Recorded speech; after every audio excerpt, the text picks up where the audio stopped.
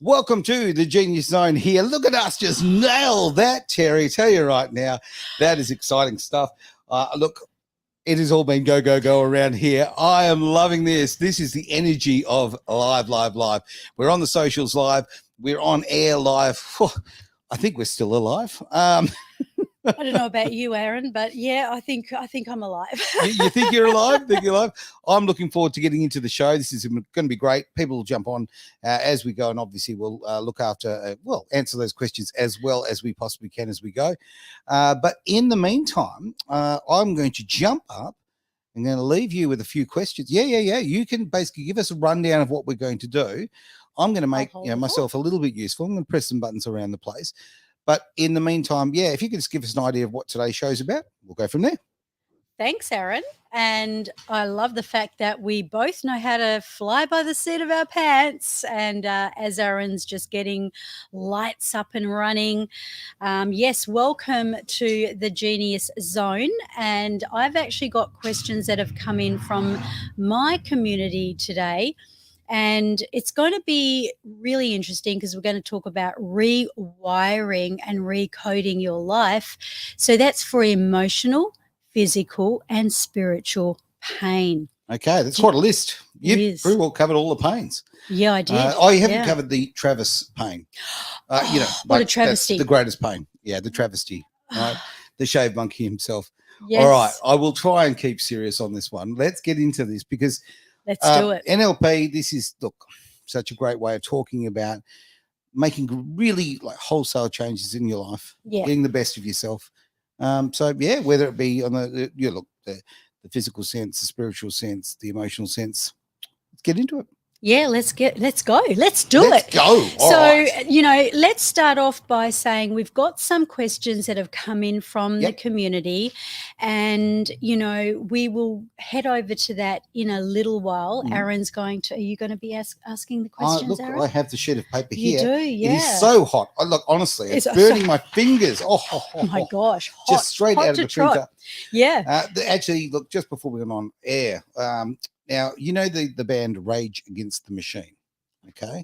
Is the Pope Catholic? Oh, what a silly question, right? But Rage Against the Machine, I reckon they have to have named that band after a printer because they just don't want to play the game. Okay, honestly, that's got in the machine we rage against. Oh, man. So that's how hot it is. I haven't even read it, but I'm looking forward to it because I love when we get questions. Questions are so important. Great to see people jumping on the socials right now. Fantastic. Yes. And of course, Terry, if you can get the little banners and things going. It. And that's apart from that, let's get that. Well, you get yours going.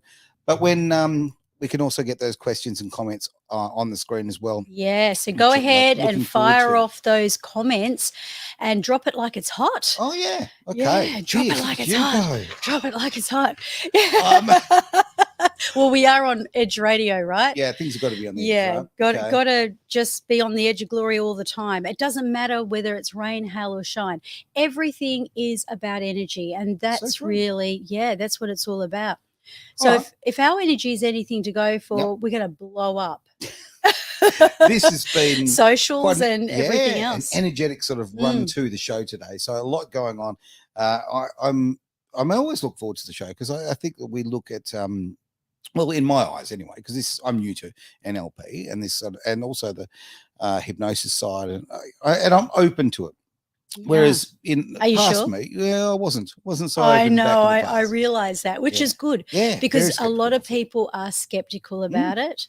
And it's good to be skeptical. It is. Don't look, hey, if we haven't learned something over the last 4 years, is when people speak, how about just use the old critical thinking, bit of grey matter, and think about it and ask different opinions. Okay, it's great to hear what you've got to say. Really love it. But I'm also going to listen to the other side, right? And I'm going to have that little competition between the two. And I come up with the decisions based on the information from everywhere. Well, I believe that is really wise. So really, it's not about the art of persuasion here. I mean, NLP does talk about the art of persuasion, the 3 truths, and being able to speak to people in their language. But that's not what this is about. Okay. This is actually about taking one side and looking at it from another. So, for example, someone wants to succeed. Somebody wants to perhaps release some excess weight. Yep. Maybe they want to overcome the fear of social phobia. You know, it can be anything. Yeah. And there's a lot of things in the world that hold us back. Yeah. Physical and spiritual and emotional, all these things that, you know, if we can break down those barriers, you can have a lot better life. Oh, absolutely. So here's the thing. We have two parts of our mind. We have our logical thinking, which is what you were just talking about. Yep. And that's your critical side. So, is this going to work? I mean, I'm not sure about this. And then you've got the part that is ready to move into the supernatural. Oh, hang on. Spooky stuff. What's going on there? So supernatural. That is your energy. That is something beyond what we can fathom as in our human bodies and human minds. So if we say, for example, we do want to achieve something, so we want to achieve success, or we want to break through our phobia or whatever it is, or you want to lose weight, you want to quit that addiction, you can talk to the hand. You can talk to the hand, but that's exactly what you're going to get. You're going to talk to the hand. On the other side, though, when you can balance it by looking at the reason you do what you do and know there is a divine purpose behind everything, and then look at how you can shift it. I really like that. Again, being the critic, okay, and being the cynic on these things. I like evidence, okay? Yep. And, you know, I went to Catholic school and got completely, you know, just down that path. What can you say? And I was very cynical against religion, for argument's sake, and spiritual sort of side and all of that, because I think that the environment I was in kind of was quite negative, I suppose, as far as Catholic school. And so I shut that away. Now, I'm really finding now in life, and I mean, everybody's got their own spiritual journey, I guess, but things that I rejected years ago, I now very openly take on board. And I think that there is some sort of, for want of a better word, I don't know, look, there's a cosmic power, I don't know, there's an energy, there's something there that I can't physically touch, but it changes my life every day. And for me, it wasn't always open. And I'm really, really, for me, it's exciting kind of thing that it's open now. Yeah. And I'm almost jealous of those who had it open for longer. Damn you beat me to the run. So yeah, look, I just want to mention too, as I said before, about interaction. Lovely to see. I believe someone's there. Is that Ziani? Hi, Diani. Yes. Hello. Fantastic. Ask Love a question. To meet you. Yes, great. Good afternoon to you as well. Lovely to see you on board. And it's great to see that the numbers all flicking up all over the different places. We can't see them all. We can only see a few of them, but we can see all the comments that come through. So that's the main thing. Yep. All right. Well, let's jump into it now. You've got this lovely list of some questions that have come through. And this is a wonderful thing too. We've got such a fantastic network of people that want to make changes to their lives, improve their lives. Yeah. And I think the first step is always, okay, just to be heard, right? Don't just hold on to it, the action. Right. So these people who have sent through these questions, good on you, right? For actually making that decision. You're not just sitting on your hands, you're being proactive. Love it. Yes. And speaking of being heard, a lot of people suffer as a result of not feeling heard. Absolutely. And I mean, you are a great ambassador of that because you're all about freedom of speech. Which is completely under attack at the moment. The Albanese government is doing everything possible to shut ourselves down, or basically anybody who wants to make any comment about anything political, or it is Orwellian. It is 1984. It is disgraceful, and something that, in fact, they only left the area for the time for submissions 1 week to put submissions against this. This is a massive trampling of your freedom of speech. And if those who remember one man standing in front of a tank back in Tiananmen Square back in 1989, be that bloke, but do it with your pen this time. Yes, the pen is mightier than the sword. Very, very true. So, look, the things that we're talking about here, if we said this, and to me, this is a very important conversation, right? Because we're trying to connect with people on a one-on-one level. We're trying to, while we're improving other people's lives, we're doing, I'm improving mine at the same time. If we were to do that and, say, criticize the government, right, this show could be over. That's how real it is. Do we So- really want this show to be over No, though? no. So You how know do we kind of balance it? How do we balance it? We don't balance it. We go full steam ahead with free speech. And if they take me out in cuffs, no worries. Call me, That you could know. make very good live and radio, Aaron. I'm just having a visual right now of you being carted out Oh. and thrown in the back of the paddy wagon for the freedom of speech. Hey, you know what? Control is all about like controlling, well, with fear. Okay. That's how you control people. That's probably the best way to describe it. Okay. Mhm. So guess what? I don't actually fear as far as this goes. Zero fear here, therefore zero control. So I think that this is for me. It's a, you know, something I've broken through, but I would like everybody else to feel the same way. So for ourselves, maybe if you want to make a submission through, get on and search up Joel Jamal, great friend of Edge. He will help you out. Or if you want to send submissions or be hooked up with the right people, send us an email, info@edgeradioaustralia.com. Wow. Yeah, that's great. And even your questions, you can send them through. And you must be feeling a little bit like Donald Trump. I mean, he loves any marketing attention because it's, you know, it makes for great news. Even the bullet he took, you know, I mean, he stood up. I saw a picture of him with at least one arm up. And that is an iconic photograph. Like to have the presence of mind to do that. Like you've just been shot out. Okay, someone's just missed your head, and you go, "Hey, yeah, time for a selfie." I mean, it's bloody brilliant. It's absolutely brilliant. So, it really is. Yeah, whether you like him or you don't like him, that's tenacious. Very tenacious behaviour. Right? Yeah. You've got to hand it to him. You know, and that's what passion and power is all about. So I'm ready. I'm ready to. Would you like me to ask questions? I would love you to read out the questions from our peoples. Well, due to vanity, again, do not have the glasses on, so bear with me if you could. Okay, I find it very hard to be assertive. I'm often told I come across as passive aggressive, and I get caught in situations where I can't speak up for myself. I end up feeling railroaded and beating myself up later for not standing up for myself. How do I change this trait? That's from Rhonda in Perth. Thank you, Rhonda. I believe that you are not on your own with this. And there is a belief for you, Rhonda. So the question that I would ask is the fact that you're not able to stand up for yourself. I would say, firstly, in what situations? Getting more specific. Is it when you're confronted? Is it when you're in a situation where you're socially standing there and maybe someone's making fun of you? Get really specific and write it down. What is it that you feel that you'd like to stand up and be counted for? Now, once you've done that, once you've asked yourself the question, what is holding me back? Why do I feel that I can't speak? That's when you ask yourself the next question. What am I telling myself? You see, we all have a story. So maybe if it is standing up for yourself, or you know how you have one of those situations, Aaron, and you get into this kind of a situation, and then later on you go, oh, I wished I could have said this, or, you know, oh, why didn't I do that instead of this? Life's not a movie. Like there are not other people writing script for you, right? So in that moment, you don't always say the right thing, or you know, you miss out on that great opportunity. So you know, you bang on there. Yeah.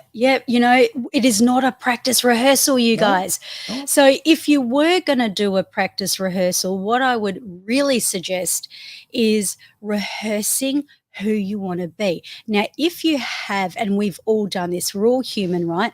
So if you have, Rhonda, found yourself in a situation where you haven't been able to speak your truth, and then you ask yourself, what do I think is going to happen if I do? 9 times out of 10, people fear rejection. Yeah. So they're in a position where if I speak up for myself, I'm not going to be liked. I'm going to be rejected. They're not going to like me. But then guess what? It really backfires, because as a result of not being assertive, that's where passive aggression comes in. I'm so glad you said that. I picked up the piece of paper again because I wanted to re-look at that. I'm often told that I come across as passive aggressive. I just want to know more. Like, because I know people like that. Yeah. It's really quite common. And so if you're passive, obviously you're turning inward, you're not doing anything, you're holding back. but are you being honest with yourself? And if you're not, why not? And if it is that you fear that you're going to get criticism, judgment, and anything like that, you've got to be able to say, well, you know, what's it going to mean in the long run? So where people usually get caught up is they're passive, so they just put up with a lot of stuff from people. And then if they're a boss, or let's just say they're a team leader, and they're not asserting themselves to their staff, they're letting their staff walk all over them. And then as a result, the staff think they can walk over them because of the passiveness. And then all of a sudden they start to take advantage.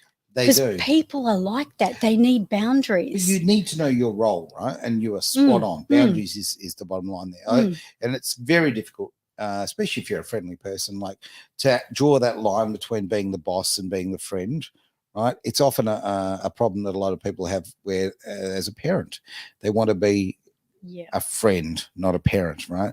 You have to be a bit of both. You got to be a parent first. And in case of what you're talking about, you have to be a boss first. So people need to know their boundaries, and that's really, really important. And what I've seen is that when people kind of go slower with their friendships, with their elements like staff, employing staff, they have longer, better, more substantial relationships. So if they're inclined to put the boundaries up right up front, then everybody knows where they stand. But if they don't, and then you're left feeling like, well, how come I'm railroaded? You know, why is that person taking advantage of me? And why is it happening over and over again? And then you start playing out in your mind, what could have I said instead? Could have I done this better? And the fact is that, well, if you think you could, and if you think that that's something you want, then go back to the scene and actually practice it in the eye of your mind. Hear your voice speaking it. Okay, little role play on your own, no? Yeah, so you are rehearsing a little here, but there is a reason for it. It's not to be a crazy person and talk to yourself. It's to tell your subconscious mind that that is actually the way to do it. It's like practicing it. It's coding it. It's creating this new pattern and this new way forward, so that then if you look at 3 moments of time, like you might have one where you got railroaded, you were totally walked over, you were rejected, crushed, whatever it is, it doesn't matter how bad it is, you'll notice that this is not the first time it's happened. And you'll probably spot very easily about 2 or 3 times, because this is usually a habit and a pattern that's playing out. So when you go right back, and I do the same with addiction, so you're just going way back to that very time when you sort of got addicted, or you did that pattern. I guess. Yeah, you do. That's a good one, actually. You find the landmark and then you do something else. You have the opportunity to go back to the beginning. And instead of picking up that cigarette, I know we're sort of diverting here, you don't. You do something else. No, thank you. Stamp it out. Well, okay. But yes, okay, there's a little diversion there. But at the same time, probably the wrong word. But, okay, with that passive-aggressive behaviour that I'm sorry, it was Rhonda? Yes. Rhonda was saying, as far as, okay, if she looks back and she kind of like, okay, when was the first time that I kind of set the parameter of that I won't speak up for myself? If you go back to that point. Okay, now I get it. This is why I do it. I mean, I can completely identify, not with the passive aggressive or being quiet bit, but you know, sometimes, it's very easy to go, oh, you just let it go, you let it go. And then what happens, it just brews, right? Whereas if you just set your boundaries to start with, you don't have these issues. You've got such a good point. Are you sure you haven't done this before? I'm learning on the run. I'm learning on the run. And, you know, when what you just said too, what happens is usually a person has had an experience in their life that has caused them to fear that rejection or fear standing up. It can also come from the way they were brought up. So perhaps if your parent said, you know, children are to be seen and not heard, that's enough to cause it, right? Yeah, well, that was a very popular saying back in the day. Yeah. So you feel like you have to shut up. You feel like, you can't speak your truth, and then that closes you down. So my definite overarching response would be, just remember that it's no different to being disciplined, like you're going to go to the gym, like you're going to do something else. And when you can stop and say to yourself, you know what, I'm really going to assert myself here because I want this relationship to work. Yep. I would rather stand up and let that person know exactly who I am than holding back and blowing up later. Thoroughly agree. And I just want to jump on to the point about beating yourself up. I don't remember the exact phrasing of this, but I'm going to go with it. Somebody said about the fact of beating yourself up, that, that what happens is when you're in a real conflict, you're already basically half beaten up because you've done half the work yourself. And it's something we all do. We do beat ourselves up. Whereas if you can just let it go and move on. He loves that. I do. And like, I will always make a motorsport reference with everything, but this is a lesson in life. As I've just remembered, I'm not wearing my sling and my arm hurts. But anyway, gee, that's sudden. But honestly, okay, when I was back in my racing days, if I made a mistake, okay, I would then spend the next few kilometers beating myself up about it, trying to find that extra time that I lost. The time cannot be found. You can't relive that, right? So what you need to do is just go, okay, put a full stop on that mark, and then you just focus from that point on. You can never get those few seconds back. Just like beating yourself up gains nothing. Put the full stop on and just go forward with a fresh start from that moment. Yeah, it's not going to do any good. No amount of worry, no amount of nursing and rehearsing, except if you're practicing intentionally, is going to do any good for you. So you just got to accept it, learn from it, and move on. That's I agree. Okay. Yeah. Well, let's jump to another question. Yeah, let's go. Let's have a look. Okay, my husband has a chronic severe back pain and can't work. I was wondering if there's any way NLP can help him reduce his pain and improve his quality of life. And that's from Bridget. Bridget just told us from the US of A. She is indeed. She didn't narrow it down. Love you, Bridget. Fantastic. She's actually one of our members. She's in my community. Fantastic. And in fact, Bridget thought she might even make the decision to actually just come away from it while her husband is recovering. Okay. And I think, Bridget, you came away. She won't be watching. She'll be asleep. Right. But she'll watch the replay. Yeah, of course. But she came out of the group for about 2 weeks and she jumped back in. Yeah, right. So, yeah, she did. And, I did say last night, if anyone has any questions, position them. And positioning your question is really powerful as well. So this is what I would say. Firstly, we don't have a cure. I'm not the answer, nor is anyone for that fact. The answer is your husband. Right. The answer is your husband's nervous system. And the answer is, what can your husband do to manage the pain? Now, one of the things that we're taught in neuro-linguistic programming, is one of the first things I practiced, was to disassociate yourself deliberately for a time. Okay. So, I went to the dentist. I'm going to need an example. Yeah, you will need an Cool. example. Right. I went to the dentist and I had a tooth pulled and they wanted to give me a painkiller and they wanted to numb it. And I said, no. This is a true story, Aaron. It was a few years back, but I'd learned NLP and they said, well, this is what we're going to do. Right. Are you sure? I said, I'm positive. They said, what we're going to do is you're going to put your hand up and just go like this if the pain gets too much. Okay. And then without too much description, the tooth starts wiggling around and, all the drills and the sound. Guess where I am? Please tell me. I am not on the chair anymore. Really? Okay. I am not. I'm floating. I'm levitating. Oh, you're watching this all take place. Exactly. Okay. Right. Exactly. Which is also the way we do a phobia cure, right? Okay. So what happens is it was sort of me challenging it as well because I knew I could get out of it. And so I'd go up looking at the back of the dentist's head. And as I was looking at the back of the dentist, so yeah, we can't show his face on TV. Yeah, so that was also, and it keeps dentists accountable too. I'm told. Okay. My husband has that theory. They'll just yank it out and do whatever they need to do, where they have to take much more care. Of course they do. They have to take a lot more care because your mouth is precious. But getting back to you, Bridget, I don't know your husband's name, but I know that we've briefly seen each other. And the disassociation of, firstly, being able to kind of move out of the pain. So what you're going to do is you're going to move out of it, and then you're going to move into it. Okay. And then you can move out of it, and then you're going to move back into it.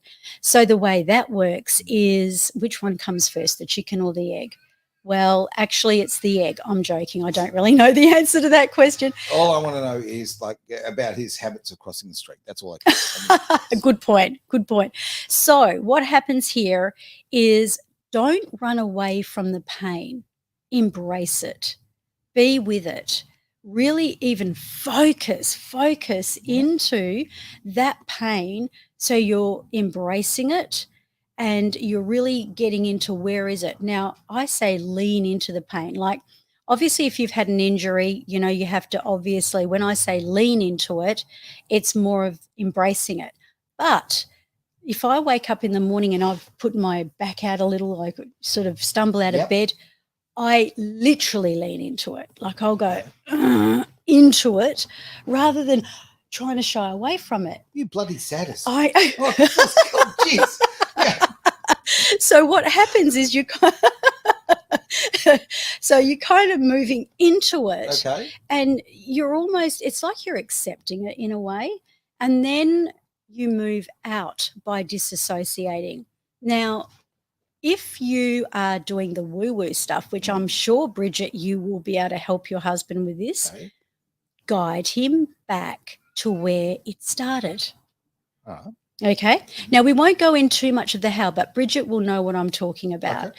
So if you guide him back and go before, say if it was a car accident, say if it was, something that was an actual injury, go back before that injury and look at it and analyze what the purpose was for it. Okay. Now, I'm not suggesting that this is going to cure anything, but I have seen huge, very big shifts in people when they go back beforehand, because what happens, and this is a true story, even your pain becomes a habit. No doubt about it. It does. Absolutely. I often joke about the fact that, I can't get up from a chair without a soundtrack now. You mean a soundtrack has to get you out of the chair? Maybe a bit of both, right? But it's so noticeable that you just get to a point where you got your niggles and pains, and therefore you make those sounds as you get up. How much of that is habit? How much of that is just me saying, well, I made that noise last time, I better make it again? You know what I mean? It's just ingrained. Yes. Well, it's also a pathway. So you have pain, and then the next day you have pain again, and then your brain is making that pathway, which is no different to a habit, like you said. Yep. So by ingraining that same pathway, what you got to do is break it. So break it by going back and reliving when you felt good, reliving when you're completely pain-free. Yep. And the more you can do this, the more you can really remember and anchor in those really amazing times. That is when it's going to help you. It will help you. And from the neuro-linguistic programming way, that's the answer I would give you, Bridget, but I can go into more detail with you later. All right, brilliant. Okay, now I have had a quick little a glance at the next question, and I'm going to, I reckon I might, this guy, Nino, I think he and I might have something in common. So I'm a very logical person, but I'm surrounded by people who are mostly spiritual or woohoo, as I jokingly call them. Yes, I get this. We often argue in a friendly way about my rational mind versus their focus on energy and unforeseen forces. I wonder if there is any reason why I'm constantly surrounded by people I find so quote-unquote weird.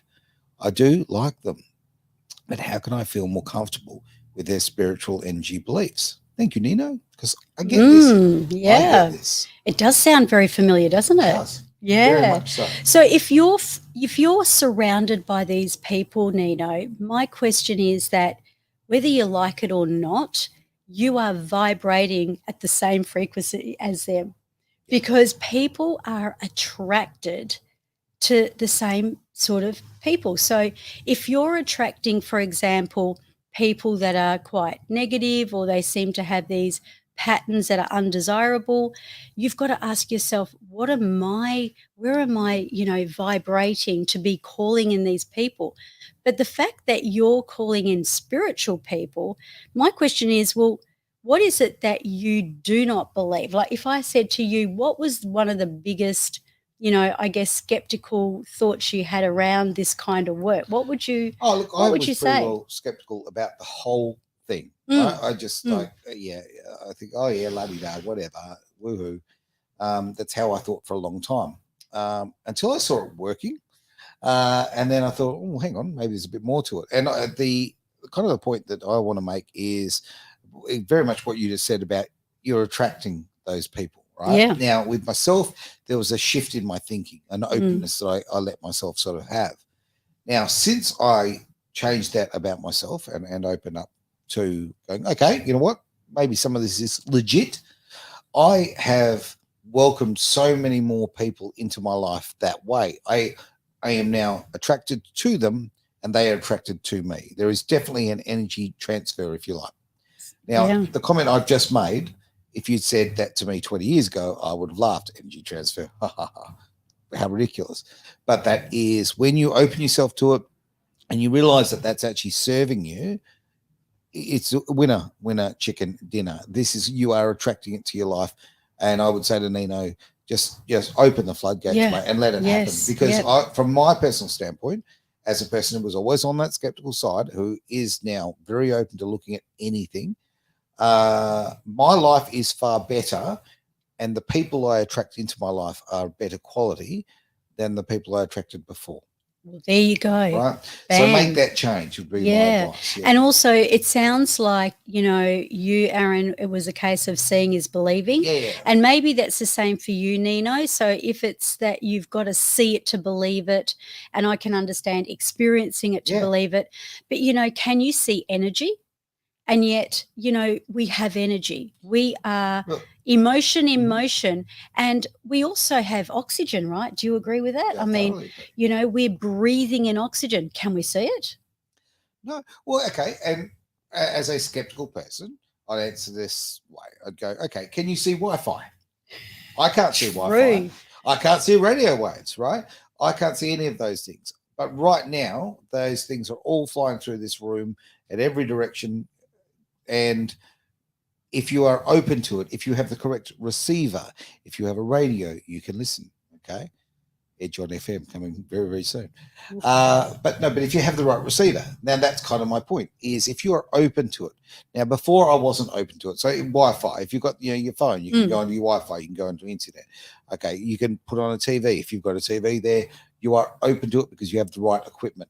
Now, if you open your mind, you can accept this. You can see these things all of a sudden that you couldn't see before. But before, when I decided that they didn't exist, I just didn't have the right receiver on. And speaking of Edge Radio, what's the kind of music genre? Like, what is the typical kind of music people could, expect if they tune into the radio station? Look, unashamedly, it's heavy Gen X, Generation X, because love it. Best, right?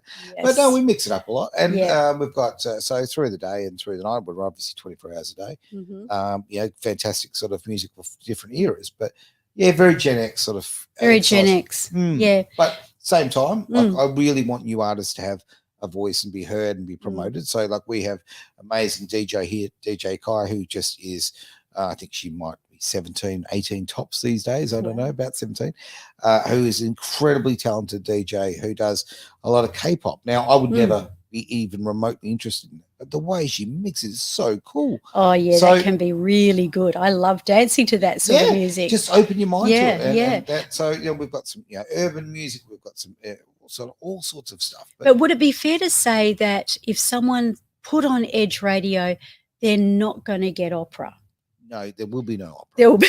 No. Oh, hang on. I'm we do so play glad. Queen occasionally. Queen? Okay, that's different. Yeah, opera, and I know Yep. it's opera. Yep. There'll definitely be no opera on this station. But you know, but opera music, so that real high pitched opera music, they reckon they play it at train stations for the heroin addicts to keep. But I reckon it drive me mad. Yeah, you know, I can't stand. No offense to people in opera, but my point being, Nino, that you cannot expect to put on Edge Radio and get opera. So my question would be, you know, since you're attracting all these spiritual people, you must have a calling towards it. And you actually are vibing at that frequency. So I would be tapping into it and, you know, getting that kind of mindset of, well, you know, I can't see oxygen. Oxygen exists. That's right. That's right. I can't see energy. Energy exists. If you believe in God, you can't see him either, although some people may. Some people may. But then a lot of people will say he exists. And so sometimes seeing is believing, but faith is even more powerful. Thoroughly agree. And just again, my advice on this is open yourself to it, because it has changed my life. As like the way you wrote that, mate, could have easily have been me. That's how I was. And the benefits to my life by changing my attitude about that has been massive. It really genuinely has. And I brought much better people. And you very much are the sum of the people in your life. Yes. Right. And I used to very much attract people who are very leeches. I'll be absolutely frank, right? They're all about what they could gain from you. Yep. They saw me as a host, and they would just hang on to that tree, and away we go. And since I've opened myself to more spiritual people, or people who are more focused on energy, it has brought a lot more positive energy to my life and has improved my life. Full stop. Blank. Undeniable. Yep, so good. And on that note, really, if you're attracting people that are not great, which is our next question, you've got to ask yourself, what are you learning from that? They are your greatest teachers. So the people you're just talking about, Aaron, where they were leeches, they were predestined to be in your life. That's what I believe. Yeah, okay. They were part of your journey. There are no mistakes. That's what my belief is, truly. Right. So if people were destined to be in your life, and even if it was just a short time, it's like soul contracts, you know, we've talked about that before. And soul contracts are, you know, you were always destined to meet that person, but you were also destined to not perhaps always be with that person. No, that's right. Look, you sort of struck a chord on a few things. My good friend Drew Geldert says that it doesn't happen to you, it happens for you. I love that saying. I think about the negative experiences I've had in my life, and geez, I could have done without some of them, like, you know, give a red hot mist. Absolutely, I get you. But adversity builds like character and improves the breed, and you need adversity. Otherwise, life's too easy. Then you just don't grow as a person. So that, I believe that, even though, I would have loved to have done it differently, clearly I've chosen those people to bring into my life because I needed to improve parts of me, right? So I take responsibility for those who I invited into my life. Yes, And with Nino, that you've probably been doing that in the past yourself, mate. Now you're inviting people into your life who are going to bring the positive energy to you. So if these people are attracted to you, there's a reason for it. I just want to make mention, we've had another comment in there as well. Can you read that one at all? I agree about pain being a habit. A habit. Okay. Yes.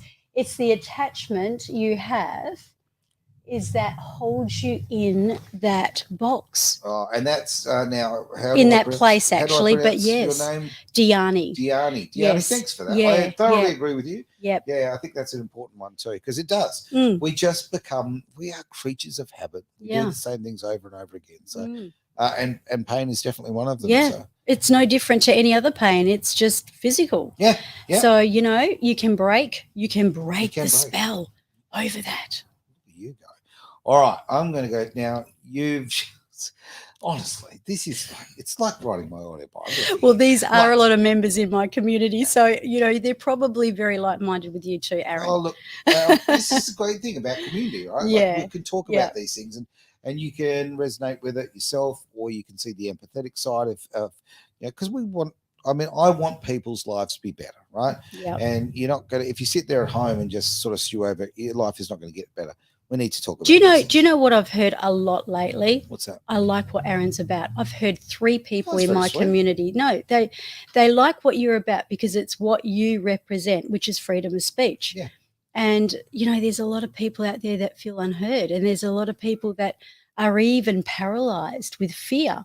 So when they hear you, see you, I mean, I have the darndest people who think what you've got to say and what you stand for is absolutely amazing. That's very sweet. Look, I am just reacting to the fact that I lost my power of speech, my freedom of speech. I wasn't heard. I was, kind of discarded. And that hurt. It was unbelievably painful. And the ramifications of that have been very severe in my life and to the lives of the people I love the most. Mm-hmm. So that's why this platform exists. This is why I am so vocal. And you know what? You'll hear my warts and all. I will tell you.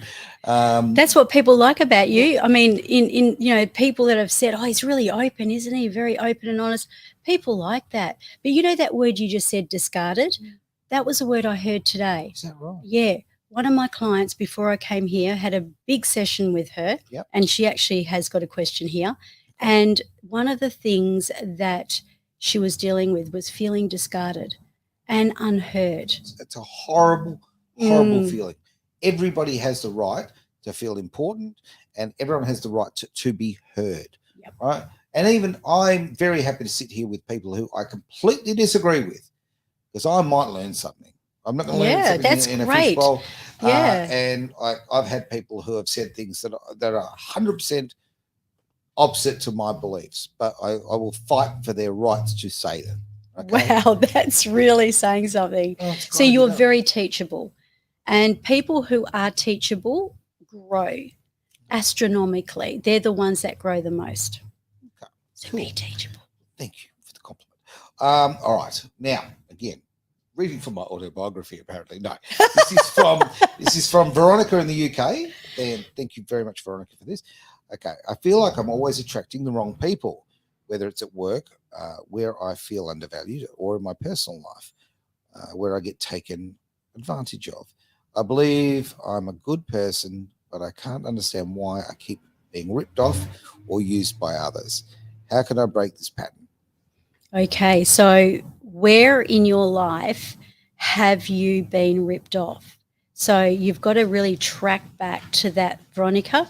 So if you can work out what happened to you, maybe as a child, you may have had a little scenario that may not seem so big now, but if it impacted you as a child, it's what you carry.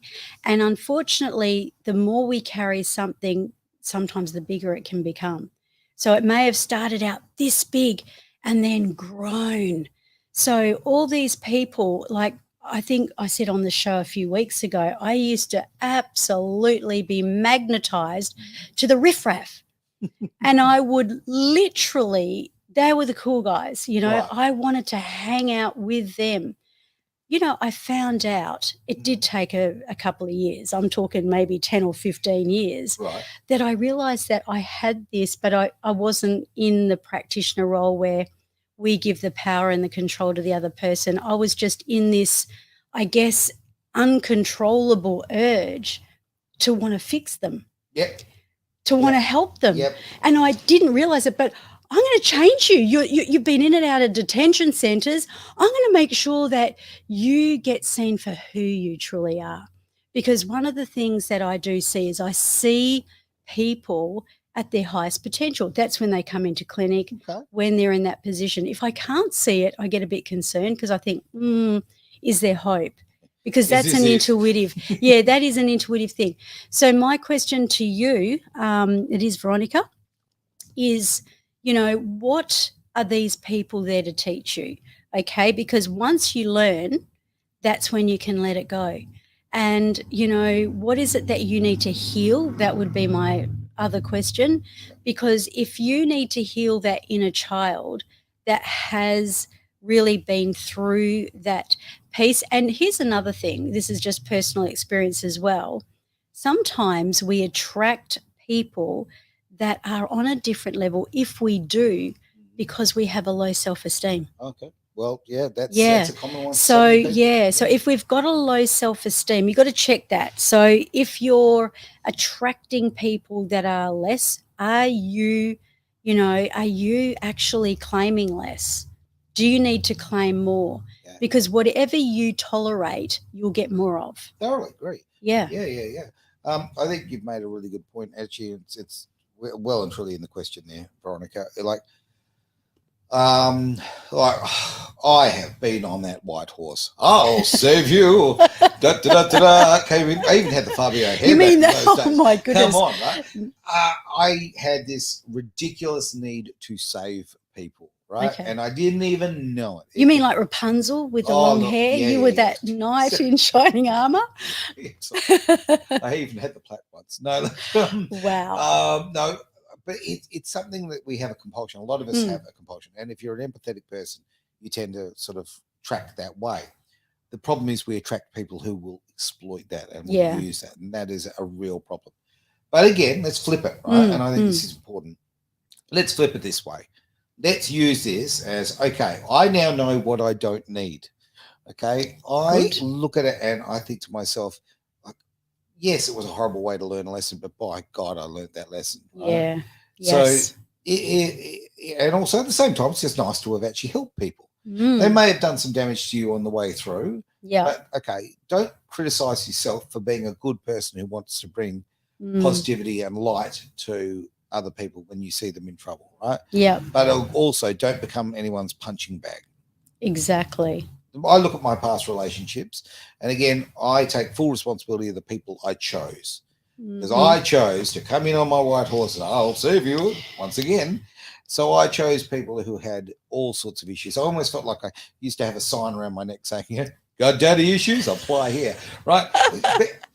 If hilarious. People had like abandonment issues or they've had rough childhoods. I mean, I was just very much attracted to people with bad childhoods, right? Wow. And I always thought I had a really good childhood. I mean, I've been very honest with myself. I've looked back and seen some issues which, that weren't so flash, right? But you've got to also be fair and go, okay, that particular person was dealing with the tools they had available to themselves. Yes. Right? Yep. Okay. All of us are starting with some pretext, whether we get it from our parents, they got it from their parents, or another experience. Okay. Every relationship you go in, unfortunately, you've got the ghosts of the people who have been in those relationships before. Yes. Yep. And I'm wondering if Veronica and Rhonda are sisters. And I know that's not actually true because I think they come from a completely different place. Well, they do, yeah. But the reason I say that is because my gut feeling is that you may be tolerating exactly what you're getting, and you don't have to tolerate it. Just because it happened at some point in your life, and hear that clunking into place. Yeah. I hope everybody's getting that clunking sound because that's where the penny drops. Okay. So what I would say is it comes back to tolerating. You do not have to tolerate it. But in terms of another person I was speaking with, a lot of this was to do with her ego versus her spirituality. So what was happening is her spirituality was coming forward and speaking the truth, but then her ego was getting beaten up because she was judging herself and she was allowing other people to steamroll her. And I said, you're going to have to own this. Yep. You've got to recognize that you're part of what I call the 5% of people. And that means that you may be different. You may have a spiritual gift. So, in actual fact, you're called to make a stand, like what Aaron's all about. You're called to have the freedom to be who you are and not put up with people trying to rip you off, not put up with, the patterns that you've been going through because you've allowed it. Yep. hate to say it, Yep. but you need to take complete responsibility for it. And the moment that you can, that is going to be one part of your revelation. Big popular thing at the moment is to be a professional victim. Okay. Oh, where was me? Where was me? Owning your own stuff is one of the most important things you can do. And you know what? Like, you've been in these bad relationships. You could go sook about it, or you can actually realize you did choose these people. Yeah. Okay? You just got to take responsibility. Yep. And then again, put the full stop on it and just go, okay, well, thank you for the lesson. I don't need this anymore. And I'm going to refer to another. Gee, we've got some good shows here on Edge. I referred before about with Drew Geldert and the Personal Power Show, but we have an amazing man with Wayne Brown, who does the relationship show, right? Yes, Wayne's amazing. He says about with relationships, like, as far as the time, they don't need to be forever. Okay, it's the relationship. It lasts for as long as it serves, and then sometimes things just end, and sometimes he puts it so elegantly, and I'm really screwing it up, quite frankly. But I think you're doing great, actually, because it's paraphrasing him. You don't have to do you don't have to be married for 50 years.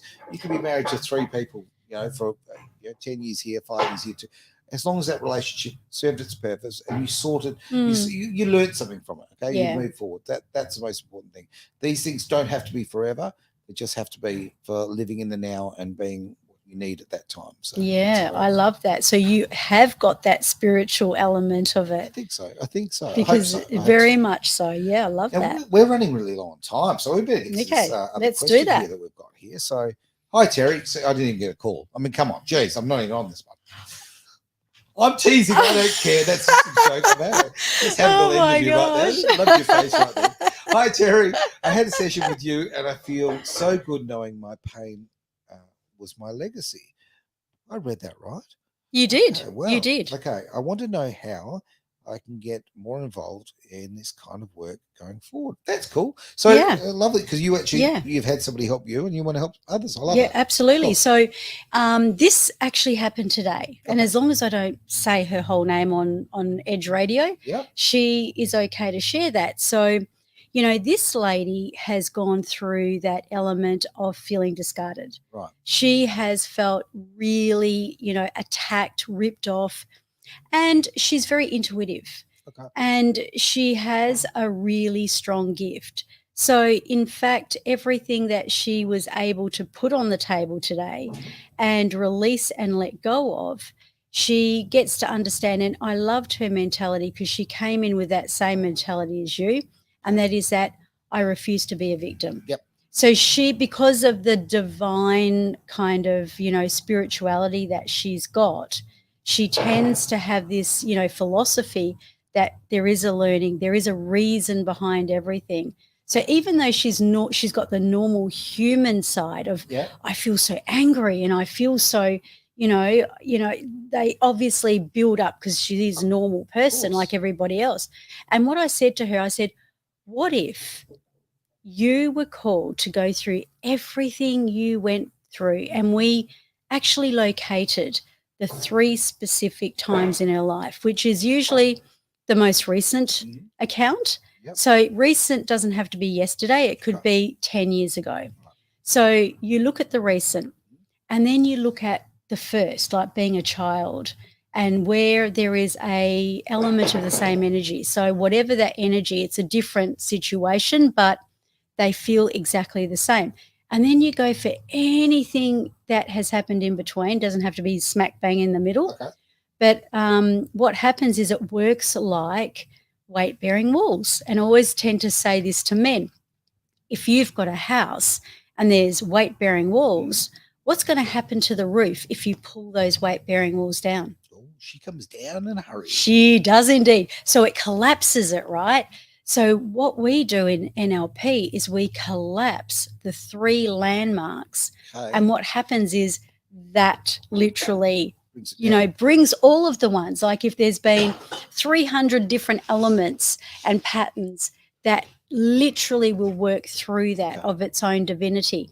Now, as far as going forward, you had 1 session, and yes, I always say that 1 session is the biggest one.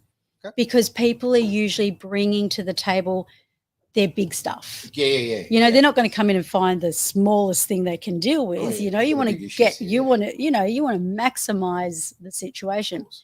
So the first session is always the biggest. And in my experience, I mean, I'm not going to tell you what to do because some people move this way and other people move that way.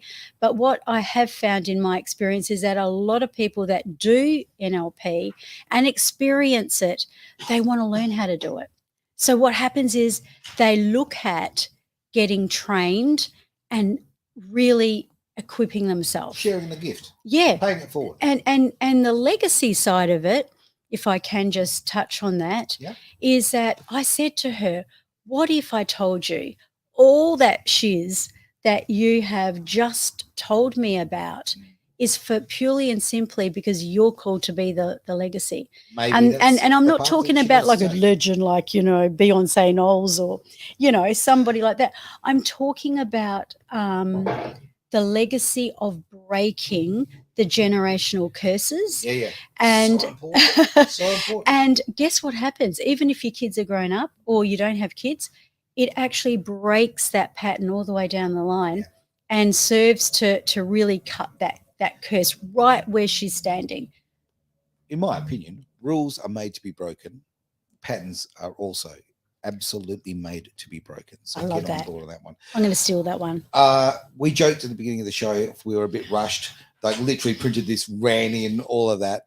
This is a great thing about what we do here at Edge because, okay, we're having this conversation. You've spoken to this person earlier today. This is fresh, all right? Yes. Interaction is so important. Conversation is so important. Let's keep doing it. Let's keep building. We are doing a wonderful job, here at Edge. And when I say that, I mean you on the other end. Thank you so much for sharing, for the fact that people are liking our pages, you know, whether it be YouTube or Facebook or this or whatever, and sharing it with friends.